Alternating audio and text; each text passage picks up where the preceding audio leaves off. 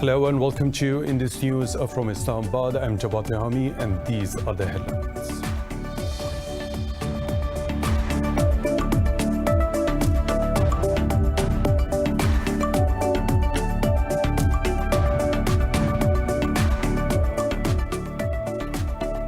Pakistan has urged all the stakeholders in Afghanistan to resolve their remaining issues for the start of intra-Afghan talks without any delay.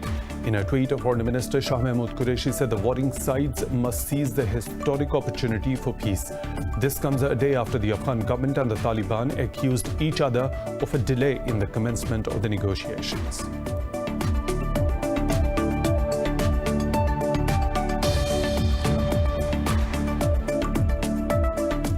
French President Emmanuel Macron says peace in the Middle East is his country's top priority. In a telephone conversation with Palestine's President Mahmoud Abbas, Macron said he is committed to working for a just solution to the Israeli-Palestinian conflict. While President Abbas said Palestinians reject the UAE-Israel deal on the normalization of diplomatic relations.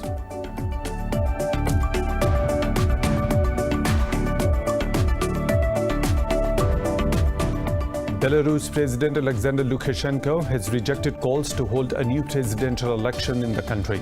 Speaking at a rally in Minsk, he voiced concerns over NATO military exercises taking place in neighboring Poland and Lithuania. But a spokesperson for the alliance said there is no military buildup in the region. Belarus has been rocked by a week of violent protests over the allegations of rigging in last Sunday's presidential vote.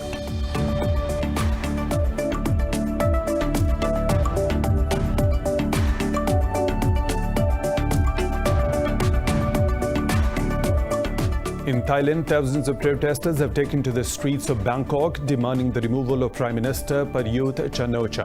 They call for the reforms to the country's powerful monarchy and an end to the military's domination of politics. Accusation of corruption and the economic fallout from the coronavirus pandemic further fueled anger among the protesters.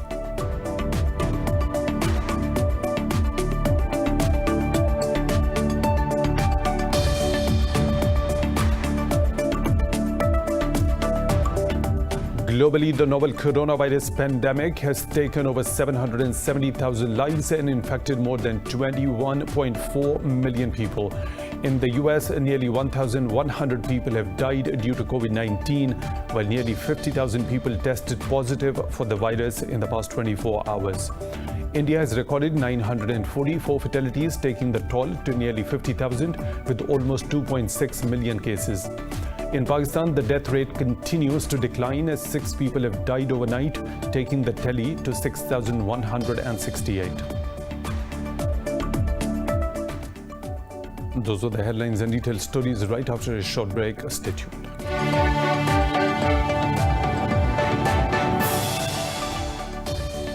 Welcome back, and now with the news in detail. Pakistan has urged all the stakeholders in Afghanistan to resolve their remaining issues for the start of intra-Afghan talks without any delay.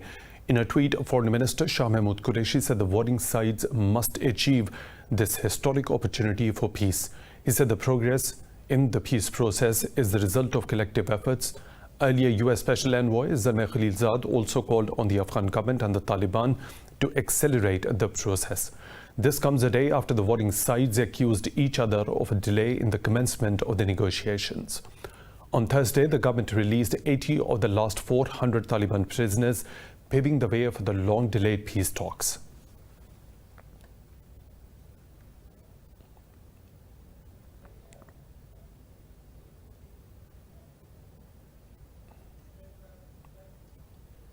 France has asked the Afghan government not to release Taliban fighters who are convicted of killing French citizens. Kabul is in the process of releasing last Taliban prisoners as it aims to conduct peace talks with the group. France's foreign ministry expressed concern over freeing the fighters convicted of crimes against French soldiers and humanitarian workers. It said France strongly opposes the decision and has asked the Afghan government not to proceed with the release. While Afghanistan has already released 80 of the 400 prisoners. Earlier, the Taliban accused the Kabul administration of propagating against its prisoners to halt the start of intra-Afghan negotiations. French President Emmanuel Macron says peace in the Middle East is his country's top priority. In a telephone conversation with Palestine's President Mahmoud Abbas, Macron said he is committed to working for a just solution to the Israeli-Palestinian conflict. He stressed the need to reach a political framework under the two-state solution and international law. While President Abbas said Palestinians reject the deal between the UAE and Israel on the normalization of relations.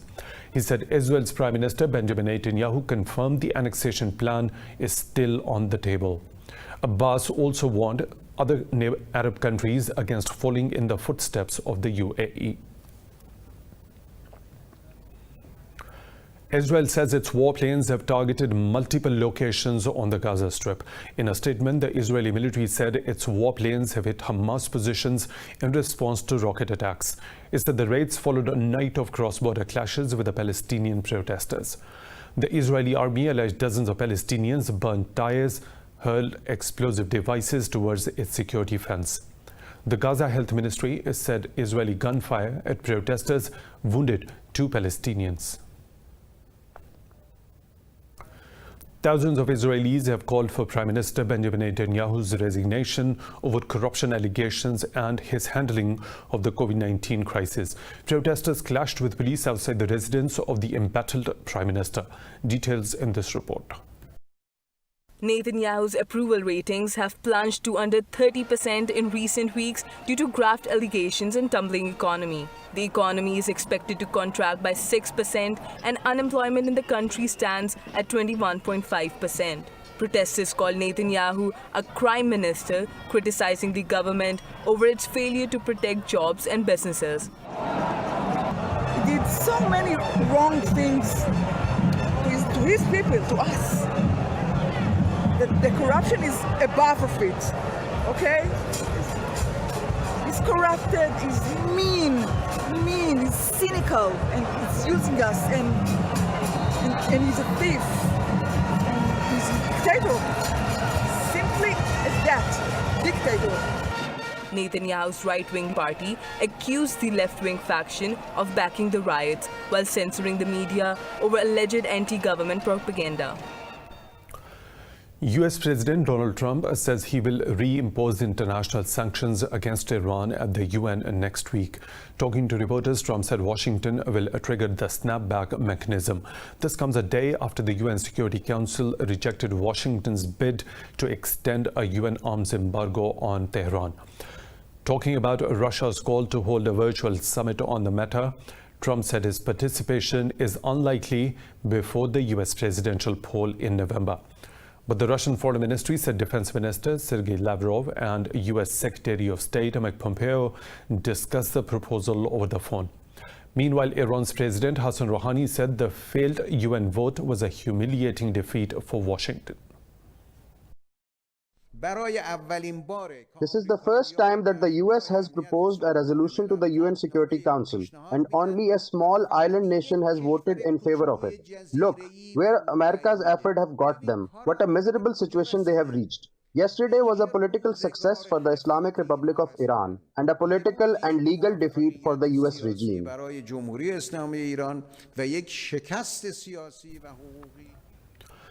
The Saudi-led coalition says it intercepted a downed ballistic missile launched by Houthis from Yemen. In a statement, the coalition spokesperson said the missile aimed at targeting civilian areas in the southern part of the kingdom. Cross-border attacks by the Houthis have escalated since late May, when a truce prompted by the coronavirus pandemic expired.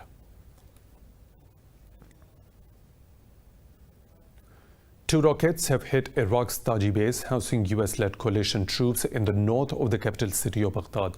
Coalition spokesperson Colonel Miles Kaggins said there were no casualties as no one was in the vicinity of the impact.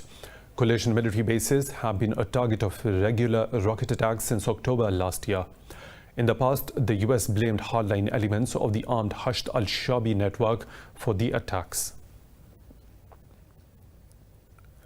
Turkey says it has killed 9 militants of the Kurdistan Workers' Party in airstrikes during a counter-terrorist operation in northern Iraq. The Defense Ministry said the military operations were carried out in Haftanin, Zab and Avasin regions. It said 3 fighters were killed in Haftanin, while 6 others in Zab and Avasin. The ministry said Turkey will continue to destroy weapon caches and shelters used by the terrorists. It said over 400 Kurdish militants have been killed in northern Iraq over the past 5 months, with 143 killed in the last 10 days. Ankara launched operations Claw Tiger and Claw Eagle earlier in June to neutralize the threat of PKK and other terrorist groups. Belarus President Alexander Lukashenko has rejected calls to hold a new presidential election in the country. Speaking at a rally in Minsk, Lukashenko said Belarus will die as a state if it agrees to hold a new vote. Belarus has been rocked by a week of violent protests over the allegations of rigging in last Sunday's presidential poll. President Alexander Lukashenko denies the accusations, citing official results that gave him just over 80% of the vote. He was speaking at a rally of his supporters in Minsk. The president also voiced concerns over NATO's military exercises taking place in neighboring Poland and Lithuania. He accused NATO of massing on his country's western border. But a spokesperson for the alliance has dismissed Lukashenko's allegations, saying there is no NATO build-up in the region. Earlier, Russia's President Vladimir Putin assured Lukashenko of a military support if necessary. In Thailand, thousands of protesters have taken to the streets of Bangkok demanding the removal of Prime Minister Prayut Chan-o-cha. The protest was one of the biggest since Prayut took power in a 2014 military coup. Junta leader Prayut won elections last year that the opposition says were held under rules to ensure that he keeps power. The country's most vocal opposition party was subsequently banned. Since July, student groups around Thailand have rallied almost daily against the government. The latest drew a wider support for their demands. They call for reforms to the country's powerful monarchy and an end to the military domination of politics. The arrest of student leaders and the economic fallout from the coronavirus pandemic further fueled anger among the protesters, while the Prime Minister has appealed for national unity. Moving on, globally, the novel coronavirus pandemic has taken over 770,000 lives and infected more than 21.4 million people. In the US, nearly 1,100 people have died due to COVID-19, while nearly 50,000 people tested positive for the virus in the past 24 hours. Meanwhile, Brazil has registered over 41,500 new coronavirus cases and 709 deaths in a day. More in this report. The coronavirus pandemic continues to wreak havoc across the globe as several regions face a re-emergence of the deadly disease. The virus has overwhelmed healthcare facilities and people's daily lives in Latin American countries of Mexico and Brazil. In the US, President Donald Trump lauded his administration's efforts to contain the virus despite the Centers for Disease Control and Prevention warning of another deadly wave during the approaching fall season. If you look at these numbers, they're coming down very substantially. And I do believe that Americans, many are wearing masks, which is a good thing. Again, some people thought that you shouldn't wear masks. You know, when this whole thing started, Dr. Fauci, who I like and respect, said don't wear masks, okay? And so did Dr. Redfield. And then all of a sudden, it was like everybody should wear masks. And that's okay. People can change their mind. In Europe, the virus is surging once again in Germany as the UK imposed mandatory quarantine for travelers from the country as well. France is looking to enforce mandatory mask wearing in workplaces with 252 new clusters reported in the country. Elsewhere, authorities in New Zealand are scrambling to contain the disease by introducing fresh lockdowns after 13 people tested positive overnight. Turning to the 12 cases in the community, all are Auckland-based, and based on our current information, none has travelled outside the Auckland region recently. From early investigations, all have a connection to the existing outbreak as close contacts of cases already reported. So saying, 2 of the new cases are household contacts of the case we've previously reported that is still under investigation. South Korea has reported over 200 cases during the last 24 hours, the most infections in a day in over 5 months. Meanwhile, China has reported 19 new COVID-19 cases on the mainland. Meanwhile, in India, the death toll from COVID-19 has neared 50,000 as the country reported 944 fatalities in the last 24 hours. The Health Ministry says 63,489 new cases were recorded, with the tally crossing 2.5 million. There are over 677,000 active cases in the country. India has been reporting over 60,000 cases daily since August the 7th.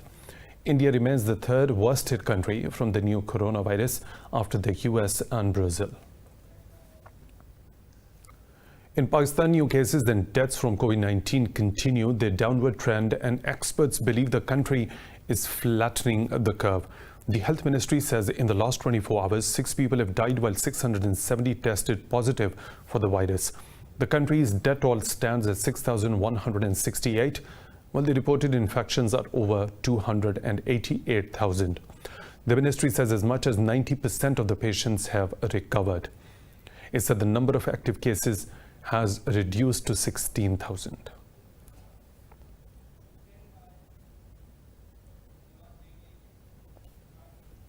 More stories to follow right after a short break. Stay tuned.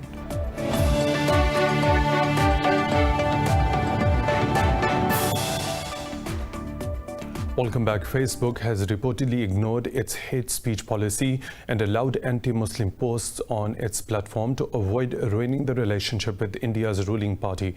A Wall Street Journal report says a top company executive in India refused to apply the company's hate speech rules to Bharatiya Janata Party politicians. It said Ankit Das opposed applying the rules to Tiger Raja Singh and at least 3 other Hindu nationalist individuals and groups. The report said the right-wing politician had demanded mainly Muslim Rohingya refugees be shot. He called India's Muslims traitors and threatened to demolish mosques in his Facebook posts and public speeches. In March, Facebook employees responsible for policing the platform suggested banning his account. The report said Das told staff members that punishing violations by politicians from Modi's party will damage the country's business prospects. In Russia, nearly 2,000 people have marched in the city of Khabarovsk against the government's handling of a local political crisis. The protests have entered the 6th consecutive weekend against the detention of Governor Sergei Forgol. Protesters said they do not agree with the government's actions and called it criminal. They said the government robbed their region and cities. Chanting slogans against the Kremlin, the demonstrators demanded the release of Forgol. Khabarovsk, a popular governor, was arrested on murder charges, which he denies. In the US, right-wing demonstrators have fought with leftist counter-protesters in Georgia, Michigan, and Oregon states, drawing in riot police and SWAT teams. This comes as months of anti-racism protests have increasingly pitted Americans against one another. Several dozen demonstrators staged rallies in various states as part of the ongoing Black Lives Matter protests. A mix of militia members, Confederate followers, and supporters of President Donald Trump faced off against more than 100 left-wing protesters. After hours of shouting and the burning of the Confederate flag, the protest devolved into scuffles and fistfights. Witnesses say they heard gunshots, but police have not yet commented on the claims. US President Donald Trump says he will consider pardoning a former National Security Agency whistleblower Edward Snowden. He's facing criminal charges over leaking classified documents about widespread government surveillance in 2013. At a news conference, Trump said a lot of people believe that Snowden is being treated unfairly. He said his administration was split over the issue as the former NSA contractor had committed some very bad things. Yeah, I mean, I'm not that aware of the Snowden situation, but I'm going to start looking at it. There are many, many people. It seems to be a split decision. Many people think that he should be somehow treated differently, and other people think he did very bad things. And I'm going to take a very good look at it. Snowden is charged with violating the Espionage Act, which carries a prison sentence. Now, moving on, U.S. President Donald Trump's younger brother, Robert Trump, has died at the age of 71. In a statement, Trump paid tribute, saying he was not just his brother, but also a best friend. Details about the cause of his death are unclear, but Robert had been hospitalized in New York for several days. Several media outlets say he spent over a week in the intensive care unit of Manhattan's Mount Sinai Hospital in June. Robert was the youngest of 5 siblings and 2 years younger than the U.S. president. The U.S. and South Korea are set to conduct their annual joint military drills this week. This year's exercises will be scaled down and will not involve U.S.-based troops amid COVID-19 travel restrictions. In a statement, South Korea's Joint Chief said the annual drills will focus on a combined defense posture. The statement said the exercises for the transition of wartime operational control on the Korean peninsula will be partly conducted. Meanwhile, North Korea says the planned excursions are a rehearsal for a war. It's time for a short break. We'll be back with more stories. Stay tuned.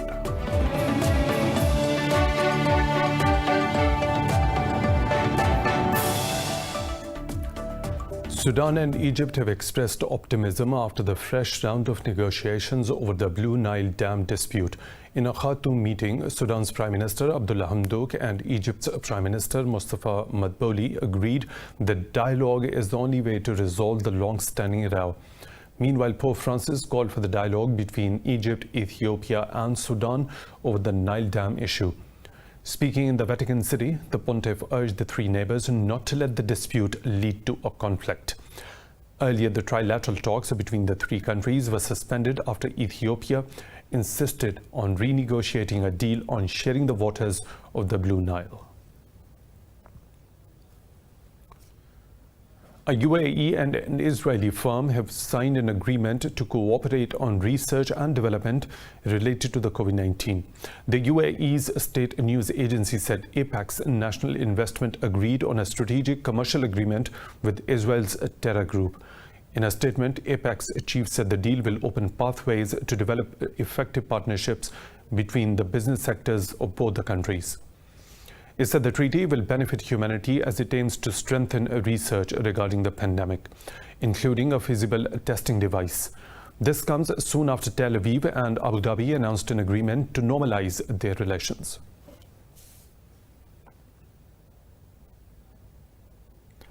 In the US, firefighters are still battling a massive blaze near the California and Nevada border.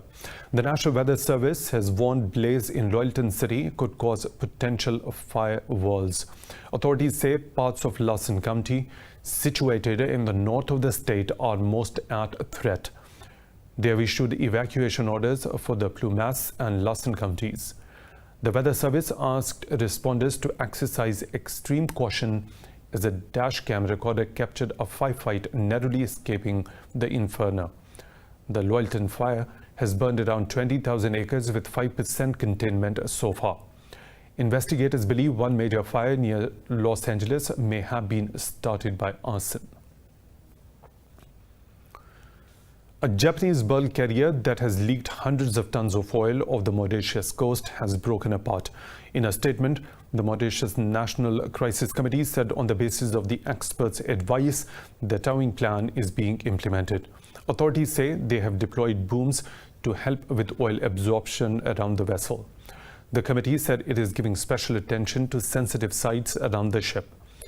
In late July, Japanese-owned carrier with 4,000 tons of the fuel ran aground on a coral reef, causing an ecological emergency. Tokyo has pledged to send a team of experts from Environment Ministry to assess the damages. Huzhou city in eastern China's Zhejiang province has achieved sustainable, high-quality and eco-friendly development. The city has been improved under the guidance of President Xi Jinping's concept of green development over the past 15 years when he was Zhejiang's party head. More about the eco-friendly city in this report. China's President Xi Jinping proposed the theory of lucid waters and lush mountains as invaluable assets for the first time in 2005. Since then, Huzhou city in the country's east has integrated the theory into its economic, political, cultural, social, and ecological development. This has not only improved the local environment but also brought remarkable economic gains to the local people. Tan Chin-lin, who runs an agritainment business in the village, said he can receive over 200 visitors every day at present. We can see picturesque sceneries by opening our windows and meet endless streams of guests once opening our gate. This is the happy life created by the President Xi Jinping's theory of lucid waters, and lush mountains are invaluable assets.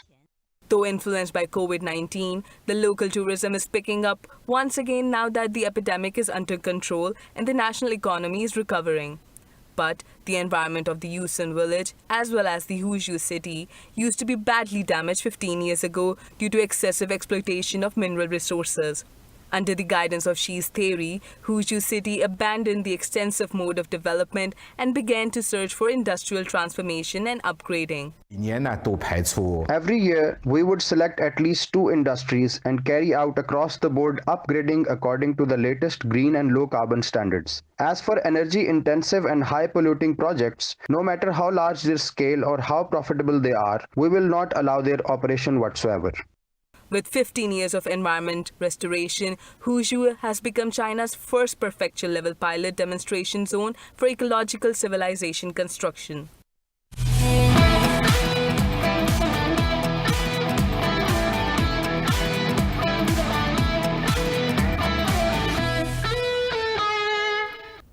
In the National Basketball Association, the Portland Trail Blazers beat Memphis Grizzlies by 126 points to 122 in the Western Conference game at a biosecure bubble near Orlando. With the victory, Blazers have secured 8th spot and now face the top seed Los Angeles Lakers in first-round best-of-7 series. Meanwhile, the result has ended Grizzlies' season, who lost 6 of 8 games before the latest defeat. Damian Lillard shined with 31 points as he posted a double-double with a game-high 10 assists. Lillard was also unanimously named the runaway MVP of the seeding games.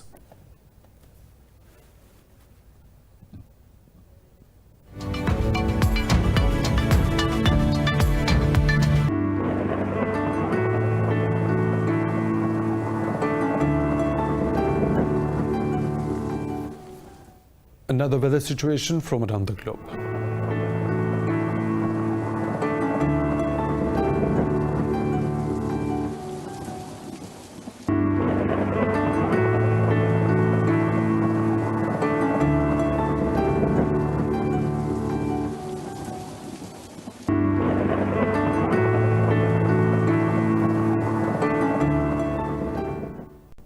And that is all for now. For the latest updates, you can follow us on social media at Indus.News.